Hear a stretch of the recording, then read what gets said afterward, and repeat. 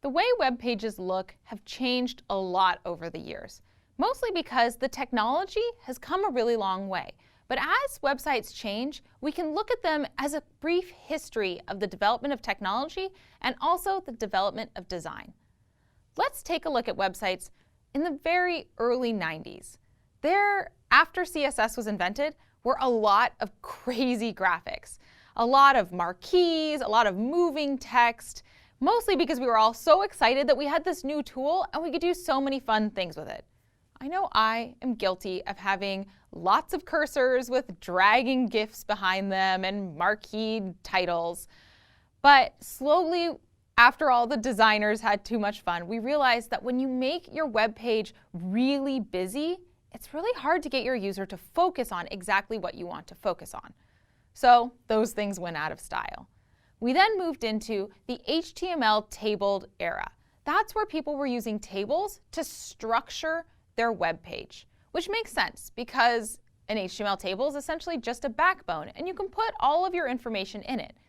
The problem is it was a really rigid backbone and it didn't let you really grow or shrink your web page. And so as we got more screens involved and more web browsers and more users, we needed to grow out of such a rigid backbone and let us just organize our website using relative positioning like we've learned in this course.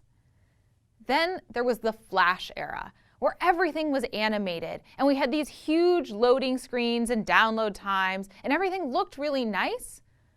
And that really only worked for desktop machines. And now that we're getting more into a mobile-first world, we don't have the data to download these giant Flash sort of websites. So thanks to CSS3, we now have animations built into CSS, so we can have a little bit of interactivity, but in a much lower impact on our data usage.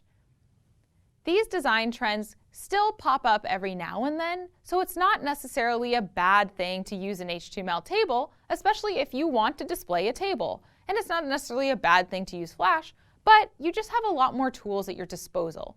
So it's really fun to go and look back at historical websites and pay attention to what they were using, but why they were using it, and wonder if maybe now there's a better technology.